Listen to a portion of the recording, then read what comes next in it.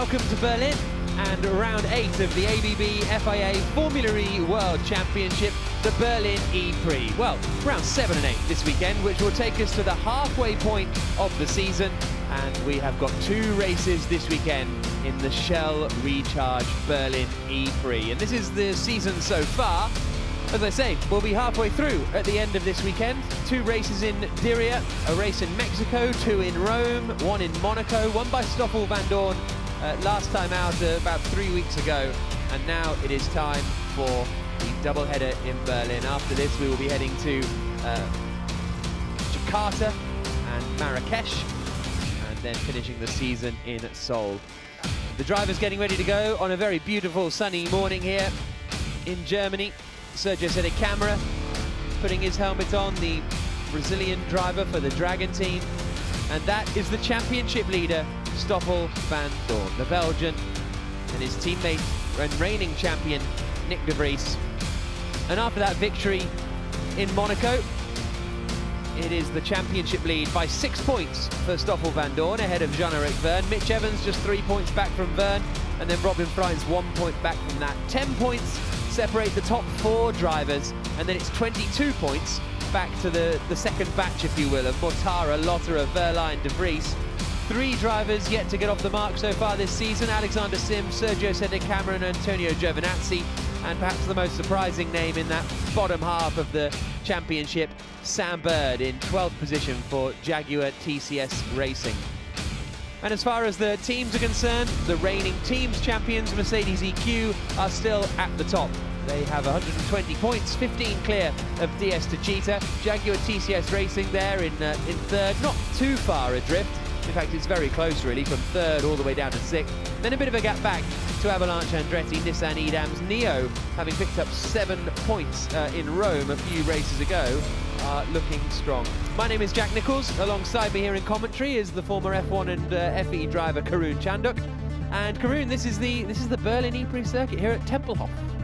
Indeed, Jack. Morning to everyone who's listening in early this morning here in Berlin. It's an interesting circuit here. You've got a few fast corners as we look on the track map here.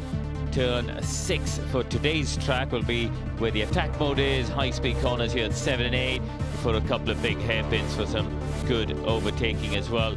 The biggest thing that we're going to be talking about today, Jack, is unquestionably the surface on this track, because it's very, very unique to the world of Formula E, in fact, the world of motor racing. We race here on the apron of this Tempelhof circuit, and the concrete laid back in the, you're going to correct me here, but it was back in the 1930s, wasn't it, that it was put down. You can see just from that high shot here, just, you know, the patchwork is like a bit, it's sort of your quilted patchwork sort of track surface here, isn't it, with lots of different colors. Well, Stoffel Vandoorne is the championship leader, winner of the last race, has won here in Berlin before in the final race of season 6. So Mercedes EQ will be hoping that that they can have a good weekend.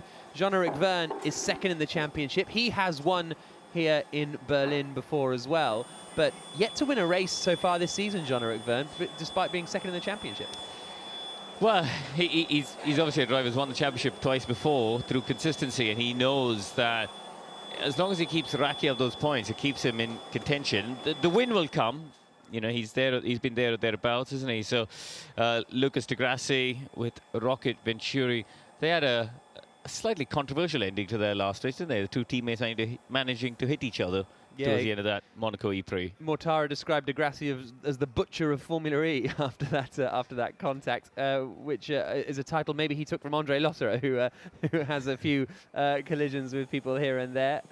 Sebastian Buemi getting ready to go. 2 wins for him in Berlin, 1 here at Tempelhof and 1 in season 2 at Alexanderplatz, as the light goes green at the end of the pit lane and everybody makes their way out onto the circuit now. And you can see quite a lot of dust coming up sort of further back, or almost was that wheel spin or something? I don't know. Quite a dramatic load of dust further back down the pit lane as the cars make their way out onto this track. I think someone's just absolutely booted it coming out of the garage. But here we see this long left-hander at turn 1 that tightens and tightens, and then they switch through the double right-hander at turns 2 and 3, then out onto the back straight. But you can see the nature of the concrete here, and as you say, pretty much the only thing that's mildly similar maybe is that final corner at Sebring. That's kind of the only racetrack in the world really that has anything similar to this kind of surface.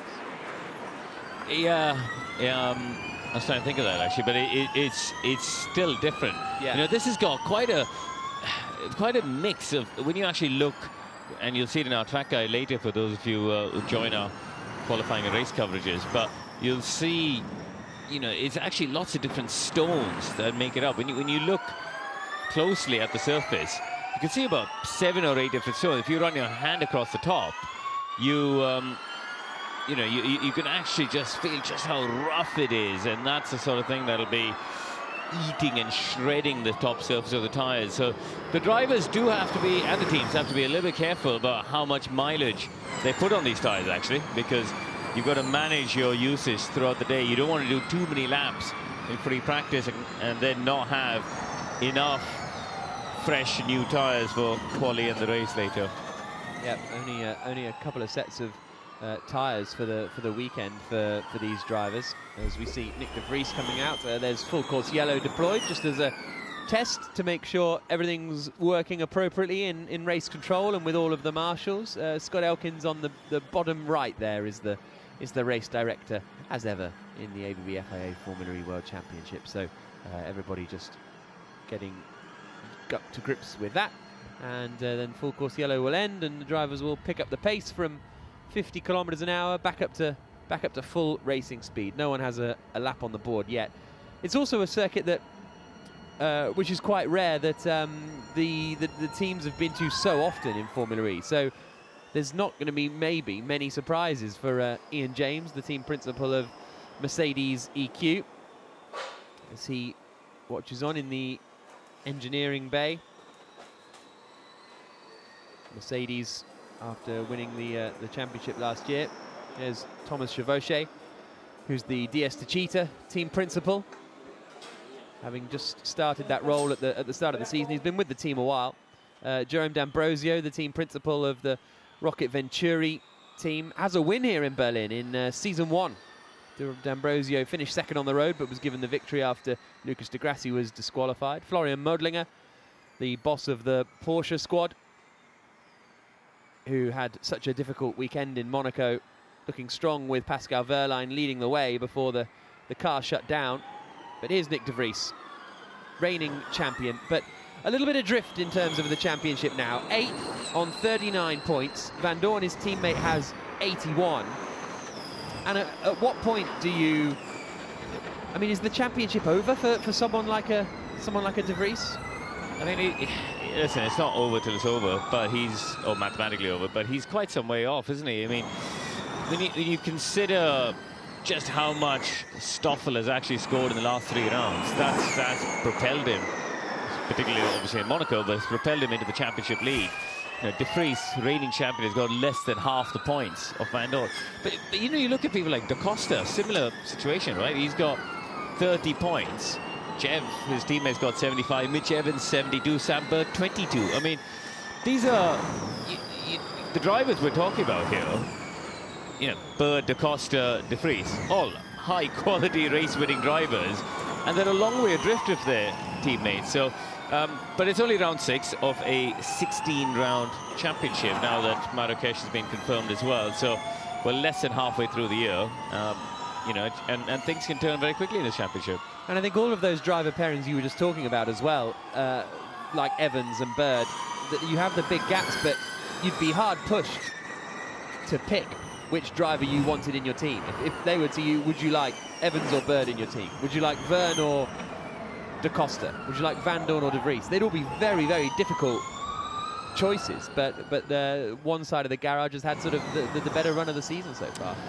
Yeah, it's a funny one, isn't it? Because in, you know, motor racing, famously, the saying goes, you're only as good as your last race. And based on that, you'd have to say that this man on your screen, based on his last 3 races, frankly, he's the in-form man in Formula E, really, at this stage of the year. Picked up 1 point in the first 3 races of the season. Picked up 71 points in the second 3 races of the season. Mitch Evans, as he comes across the line, took pole position as well in the last race in Monaco before finishing in second place as he comes down into turn 1 in the Jaguar. Third in the championship, as we say, 9 points off Stoffel van Dorn in the lead. And there is Jean-Eric Verne. Has a win here in Berlin in season 6 after his teammate De Costa had sealed the championship. Jean-Eric Verne then won the next race as he's on a slowdown lap. Nick Cassidy coming through. He's another driver who hasn't had the season he would have wanted. He's 13th at the moment, 3 points finishes, but never been quite running towards the front, whereas his teammate Robin Freitz is up in 4th in the championship. Yeah, Cassidy had a crash, didn't he, earlier on in the year, and that it's cost him one of his powertrains, he was saying, and that, you know, I think the way that the rules work, they get two particular configurations of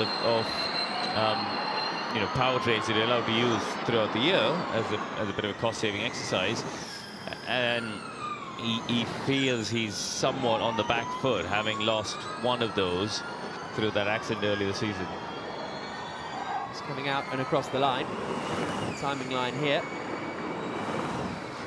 and it's a 1:07. Well, that was a 1:10 for Cassidy, so doing a prep lap potentially, or sorry, a race run lap.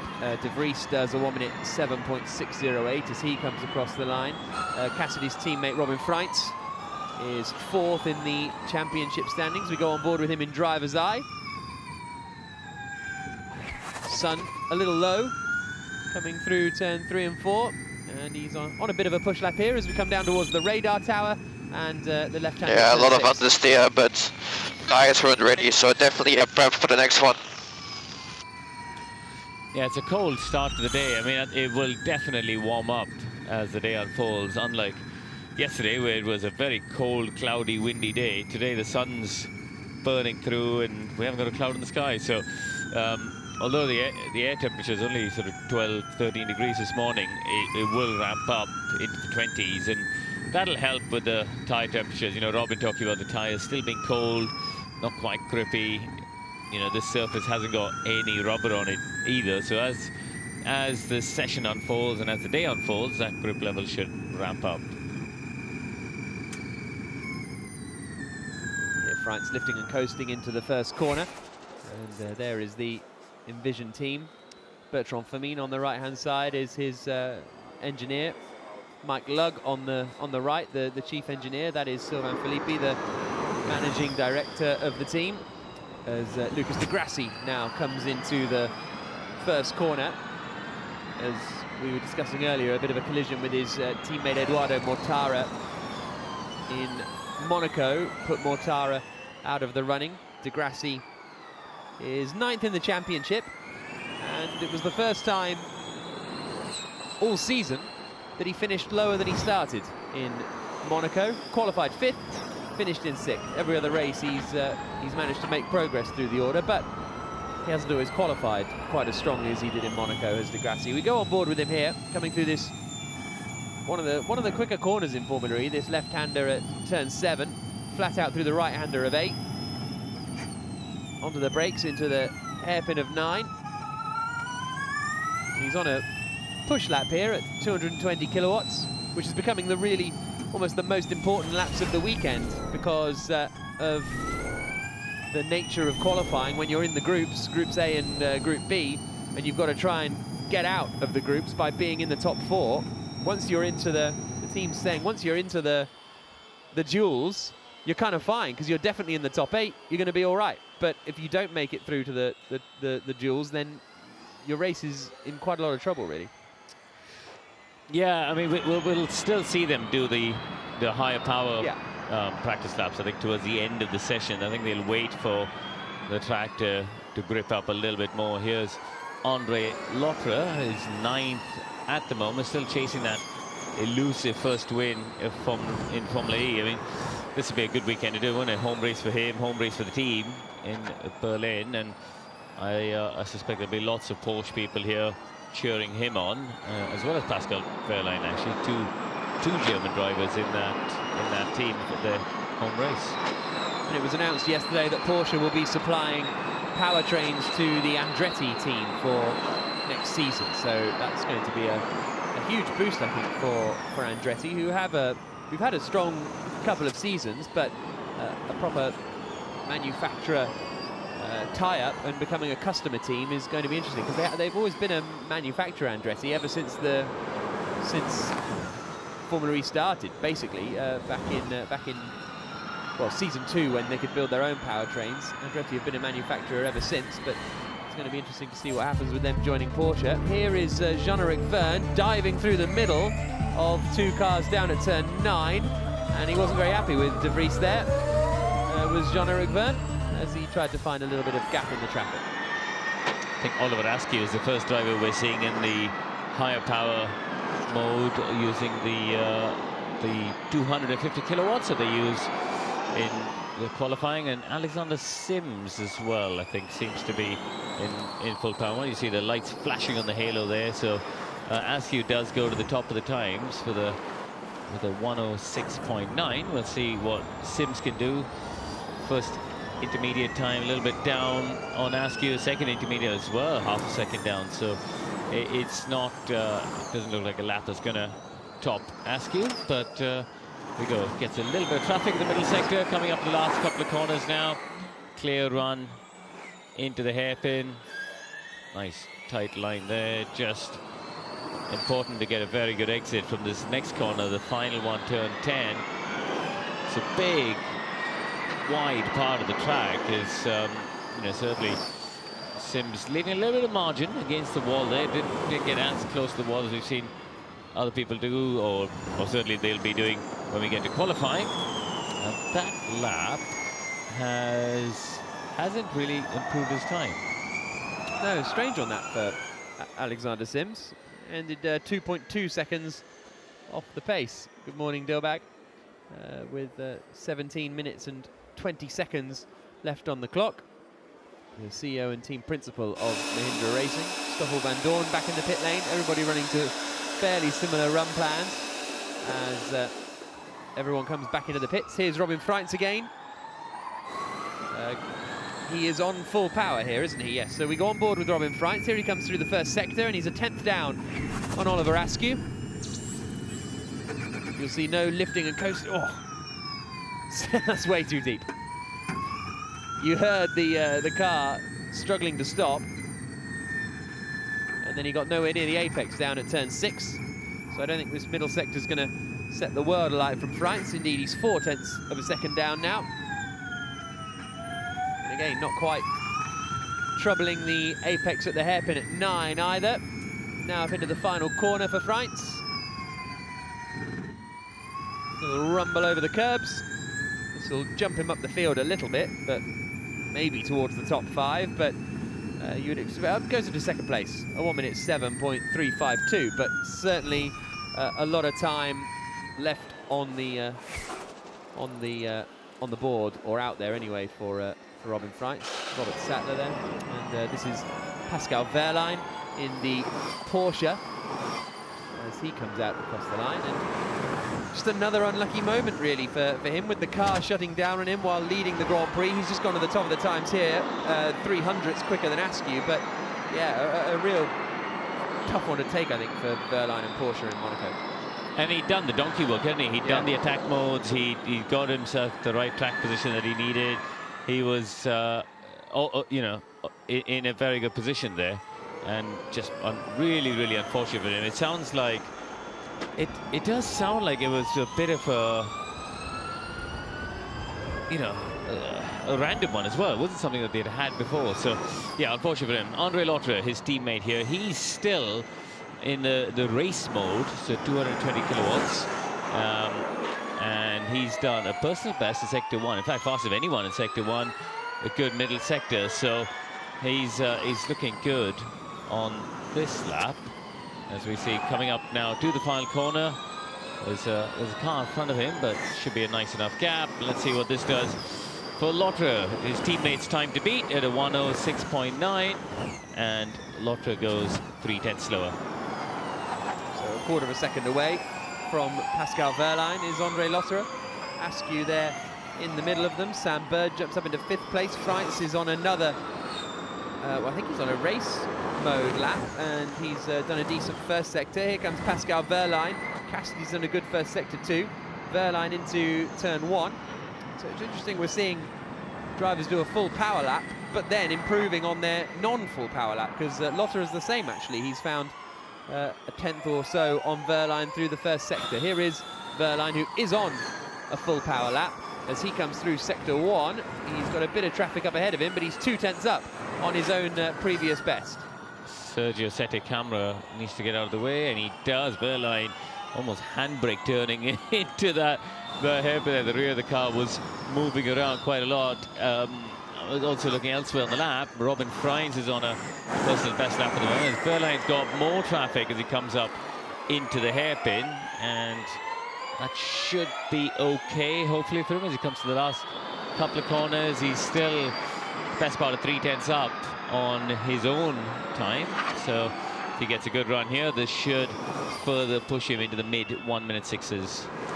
Wehrlein across the line, and he finds another 3/10, so 1 minute 6.638, and that is the Porsche to the top for the moment. Askew's time is still holding up fairly well in second position.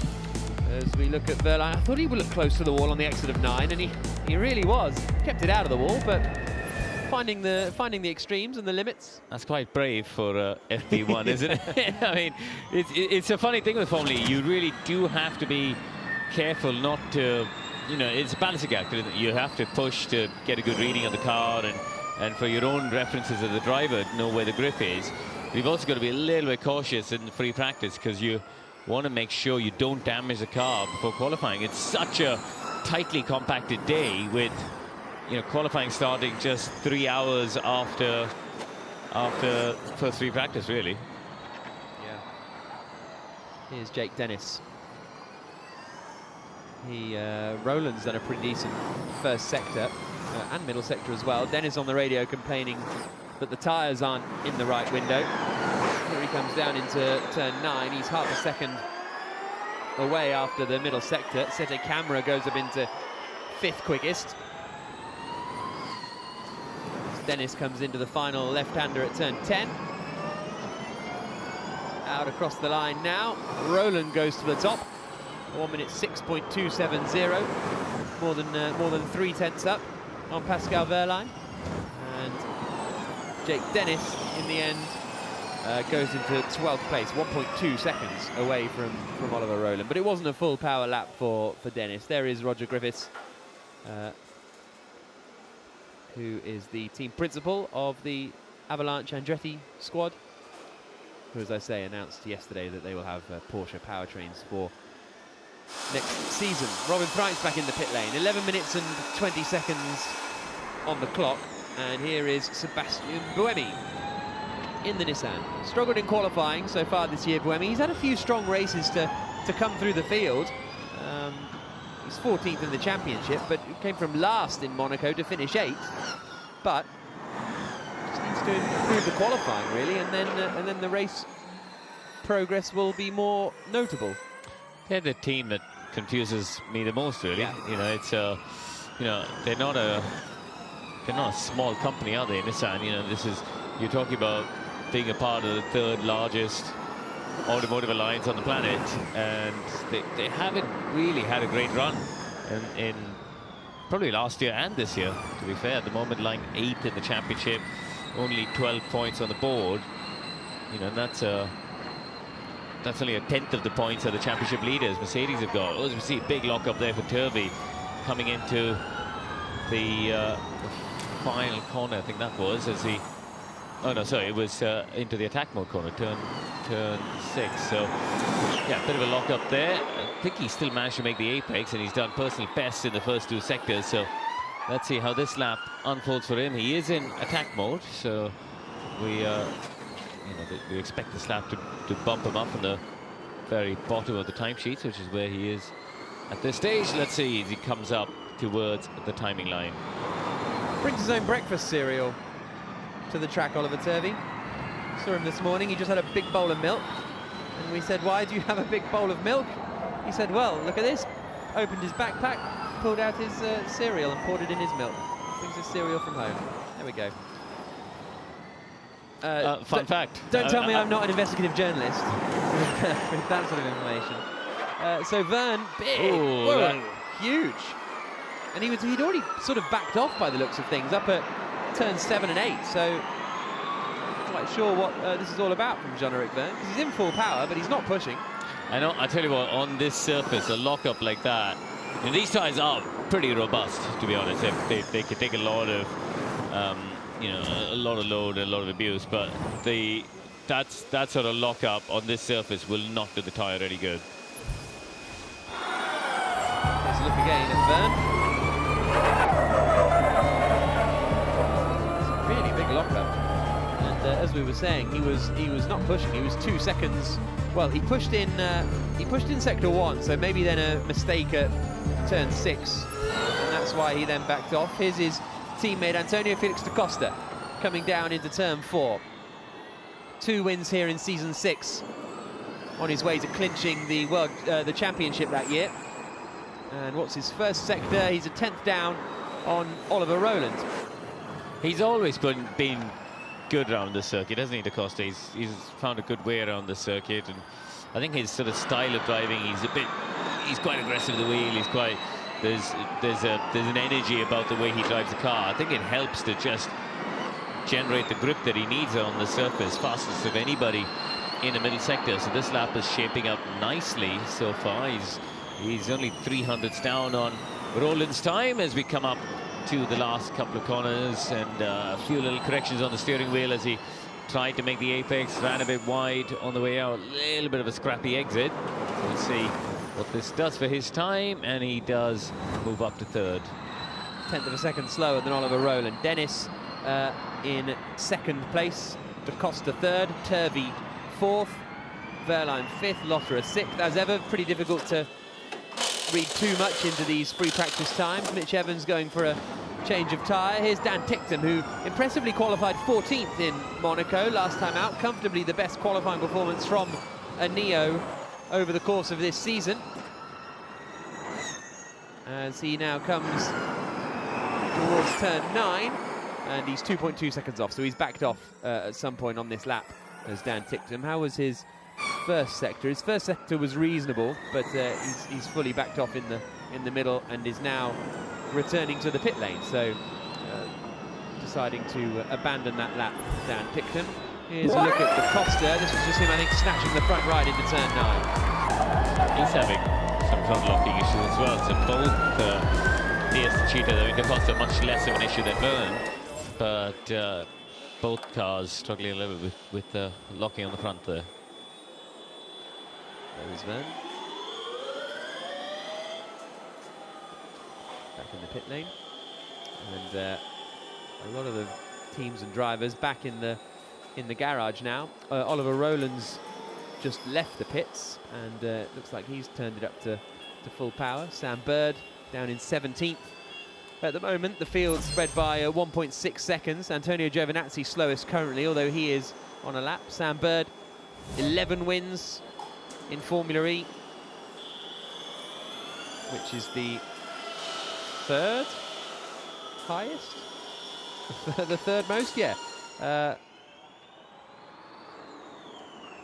Right now, I'm questioning myself. I thought Sam Bird had 12 wins. Maybe I've got that wrong. Here is, I'll let you look that up while I'm watching Oliver Rowland's lap here. So he's in attack mode. He's done a 23.0 for Sector 1, so a little bit down on what he's done, in fact, previously as well. So let's see how the rest of the lap unfolds. It's still not a million miles off, as now chucks it through those high-speed corners. Bit of a slide on the way out, laying a little bit of rubber there. And we see the 2nd sector is better, so not by much, but he is up on his previous best, and it shows that there's speed in him and the car today as he turns into the final corner. He's going to get a little bit of a slipstream from the car in front, which should perhaps drag him up the line, although he chose to move to the left-hand side and take the shortest run up to the timing line. Pretty much matches his previous time. 3,000ths slower. Found time in sectors 2 and 3. Lost a little in sector 1. It is 11 wins for Sam Bird. Here's a look at Rowland.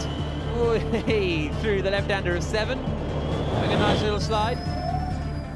Yeah, reportedly feeling very confident yesterday, Oliver Rowland, and thought he was going to have a strong weekend. And Dilbag Gill will be hoping for that, no doubt. Yeah, fingers crossed, exactly. Here is Oliver Askew coming into the final corner at turn 10. Quite a lot of traffic around there for Askew. He's half a second down on Roland at the moment. No personal best in sectors 1 or 2, and the lap ends up being a personal best, so he found some time in the final sector and remains in 9th place. Here's Jean-Eric Verne now on full power. He's coming into 10. Tell a lie, he was coming through 6. Past the plane. They do look very similar, aren't they? 6 and 10. I mean, we'll get there eventually. Yeah. I've only been coming here 8 years. I'll work it out. Turn 9. So no lock up there like we saw on his previous lap, and he has improved. But he's still down on Roland's time by about a tenth and a half. So Roland's time really looking very good so far. Boemi's on quite a good lap as well, actually, I have to say. So what does this do for Jev? Moves up to 3rd and about a tenth down, so it's pretty tight up at the top. Boemi goes 4th, only 3 thousandths away from his time, as Mortara now pops up into 2nd place. Freins has slotted into, well, it was 5th, but now it's 7th because others have improved so quickly. Sam Bird up behind Jake Dennis, so Dennis in front of Bird, I think, is about to start a full power lap. Bird finishes a lap and goes 14th. James Barkley, team principal of Jaguar Racing. Dennis here, I think he's got a bit of traffic in front of him, hasn't he? Oh yeah, and he's badly balked by Ticktum and makes his point coming into turn 4. Yeah, not happy with that, is he? It's wasted a high power lap for him, really. So that was yeah, understandably frustrated with that. So Roland, despite going a bit earlier, has set a benchmark that is yet to be beaten. We've had most of the other heavy hitters do a time. Here is Da Costa, so we'll have a look at what his first sector is here as he comes out of first part of the lap, and it's okay. He's in the ballpark, 23.0, but he's got a bit of traffic. They get nicely out of the way, so that's good for him. Let's see as he turns into turn 6. He's very aggressive, isn't he, with the steering wheel, the way he just chucks it in, and he's chasing, I think it's Van Dorn around. Look how close that top 7 is. On the tower on the left-hand side. Pretty much 1/10 of a second separates the top 7. Yeah, I mean, Da Costa's time's in there as well, you know, only 0.14 off, so yeah, 10th and a half for the top 8 is quite something. Da Costa through the final turn. Out across the line, and he might slot into this. Well, he might manage to find a bit of time here, and he does, but I think he found 7 thousandths of a second. So it's so tight, the times out there. Only 10 corners on this circuit. A few of them are flat out, so really there's sort of maybe 7 meaningful corners. Nick de Vries, he is currently 14th fastest. He's 3/10 down in the first sector alone. He's found some time in the middle sector compared to Roland, so he's less than 2/10 away. So he's got a shot here at maybe getting into the top 10. But that's about it, really, as he gets onto the brakes. Into turn 10 now. Reigning champion in the Mercedes EQ. And he does get into 10th place. So, and that's all. Van Dorn 11th. Turvey has got up into 12th place, only 3/10 away from Roland's time. This is Mitch Evans. And he is 3.5 tenths down after the first 2 sectors. Did manage to get on the podium here last season, Mitch Evans, but that lap only puts him 15th. I don't think he was at full power though, was he? Van Dorn goes up into 3rd. Another driver to join that less than a 10th group. We might have the top 10 covered by less than a 10th of a second in a minute. I mean, this, you know, looking ahead to qualifying, that is incredible, isn't it? When you look at it, that, you know, the top 8 from the, 4 and 4 from the 2 groups go into the duels later on.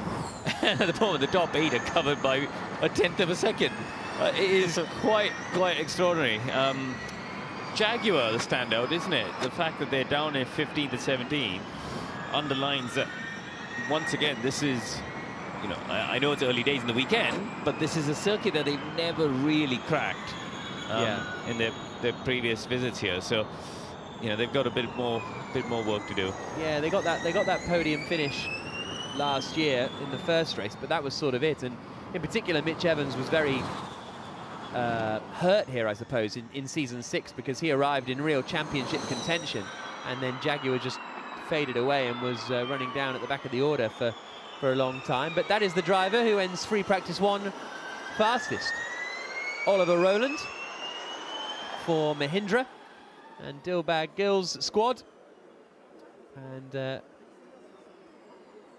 that's great news for the Mahindra team. And Rowland making his way back to the pit lane now. Well, naturally he'll come around to do a practice start, but that's encouraging. Sims down in 19th place, 7 tenths away. Although not feeling very well, I think, over the last few days, Alexander Sims. So hopefully he'll be feeling a little perkier today and for the rest of the weekend. But a few practice starts now for Rowland, but that's very encouraging for him. Degrassi got up into 2nd place, then Van Dorn 3rd, 2nd and 4th for the 2 Venturis. So arguably they are the team with the best sort of team performance, let's say. The top 17 within half a second. Really quite remarkable how close it is out there as we see the practice starts going on. On the left is Askew, on the right is Sims. You can see the time there, 7:47 in the morning. We've already had first free practice. Brutal for the. Do you mind early mornings as a driver? Did it affect you, or?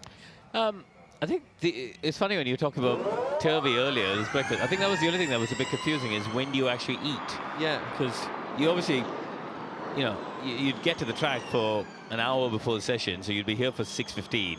It's a bit early for breakfast. Yeah. But then, you know, the rest of the day just goes in a blur, doesn't it? The gap between this one and the next session is only an hour and 15 minutes, and then qualifying. So that was the hardest thing, actually, is just trying to balance off how to get food into you for a bit of energy with not getting in the car with a full stomach. Yeah. Now you've retired, do you find time to eat? I had a takeaway on the bus, didn't I? Yeah. You know, cornflakes. You rejected yours, I noticed. No, I ate my cornflakes. Well my done. little bowl of cornflakes. Then I had breakfast here as well, so it's not gone well. Double up for breakfast. I have double breakfast. It's like something. It's only 10 to 8. Yeah, as Karun says, free practice 2 will be getting underway in not that long, 8:55. So yeah, an hour and 5 minutes till free practice 2.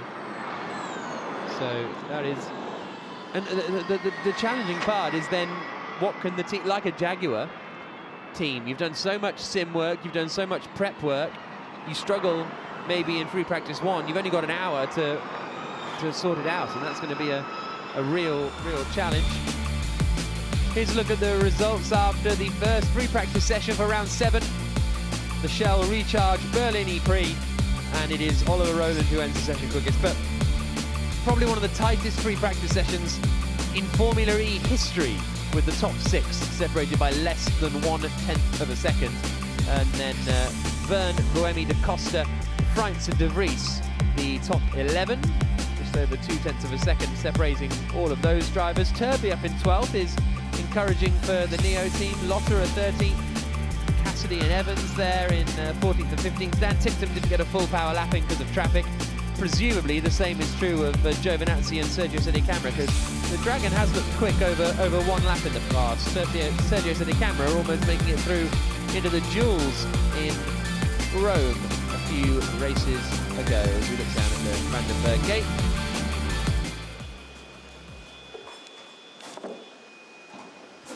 Jean-Eric Verne back in the pit lane, 7th quickest. Makes his way straight out to the... Well, I thought he was going to make his way straight out to the debrief, but then he remembered something. Oh, he needs his helmet. Better take his helmet. And Owen has a little bit of a way on the scales. So reasonable enough day for DS to Cheetah. Well, 9th and 9th and 7th. But they're in the hunt, aren't they? You know, Yeah. 0.13 off for Da Costa 9th. Yeah, that's when you get to the duel phase, that's you know, that's close enough to be in contention, really, because you've got to put that lap together on that one attempt you get. But it's getting to the duel phase, isn't it? When it's this tight, is going to be really fascinating and exciting come qualifying later on this morning. I think qualifying is in the morning, isn't it? So as Debrief climbs out of the car, he ended the session in 11th place, just behind Robin Freitz. And interestingly, everybody's very, very tight together, but there is more time in it. Because if you combine the fastest 3 sectors, this is me doing maths while speaking, but you end up with a 0.9. So there's actually 0.3 of a second in all the best sector lap times combined. So there we go. Fan Boost is open. If you want to get involved in that, you head to FIAFormulary.com/fanboost or scan the QR code on the right-hand side. 1 vote per day, and in a shocking turn of events, Stoffel Vandoorne is at the top of the Fan Boost polls right now. Da Costa, Evans, Vernon, and Debrief, the rest of the top 5. Rowland's on the brink, right on the bubble, and after being quickest in free practice 1, that could certainly help him to attack or defend a little bit later on in the first of 2 E-Prix this weekend here in Berlin. Free practice 1 for round 7 of the ABB FIA Formula World Championship. Antonio Felix da Costa doing his morning exercises. A few stretches for Andre Lotterer. Sebastian Buemi getting ready to go. Vandoorne focused on retaining his championship lead. Cars made their way out onto the circuit. Vandoorne looking for another win in Berlin. Looking for 2 race wins in a row. Sergio Sede Camara only ended the session 20th fastest. Mitch Evans was 15th for the Jaguar team after he took pole position last time out. Jean-Eric Verne ended up in a bit of traffic and made his point to Nick de Vries. Big lock up there from, I think it's one of the Venturis up in front of Lucas de Grassi. So probably his teammate Mortara. Pascal Wehrlein in attack mode, ended the session 6th quickest. Got right up to the wall on the exit of turn 9. Big lock up from Jean-Eric Verne coming into 9. Still ended the session 7th quickest. Dilbag Gill was happy though because his man Oliver Rowland ended the session quickest. A 1 minute 6.270. And the British driver tops free practice 1 ahead of round 7 of the championship. But we'll be back in an hour. Time for Stoffel Vandoorne to head to his engineers and have a bit of a debrief. But in just 1 hour's time, it'll be another half-hour practice session, 2nd free practice, and then we get on with qualifying. So time very much of the essence. Mortara getting out, having a little look at the timing screens. We'll see himself 4th, but it'll also see one of the tightest sessions that we've ever seen in Formula E. Rowland quickest though in free practice 1.